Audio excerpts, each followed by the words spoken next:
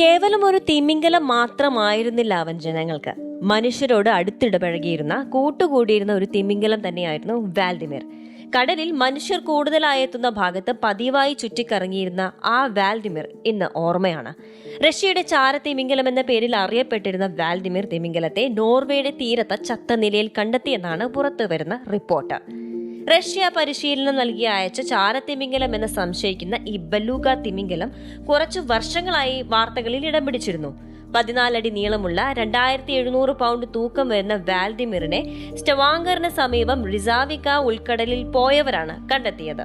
2019 വെള്ള നിറത്തിലുള്ള ബലൂഗ തിമിംഗലമായ വാൽഡിമിറിനെ ആദ്യമായി കണ്ടെത്തുന്നത്.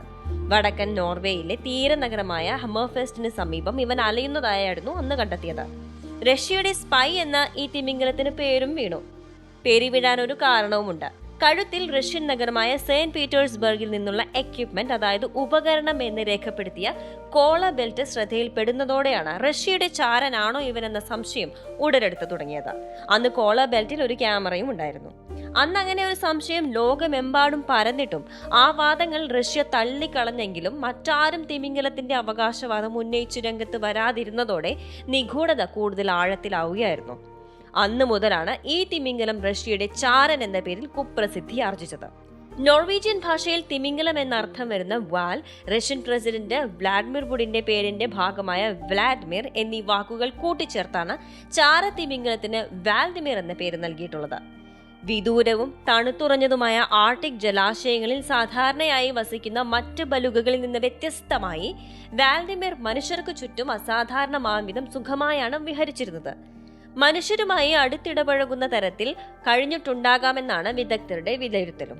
എന്നാൽ അധികം സമ്പർക്കം നല്ലതല്ലെന്ന് പറഞ്ഞ് കഴിഞ്ഞ വർഷം നോർവേയിലെ ഓസ്ലോയ്ക്കടുത്തുള്ള ഒരു ഫ്യോർഡിൽ വെച്ചുള്ള വാൽഡിമിറുമായുള്ള സമ്പർക്കം ആളുകൾ ഒഴിവാക്കണമെന്ന് നോർവേ പൗരന്മാരോട് അഭ്യർത്ഥിച്ചിരുന്നു.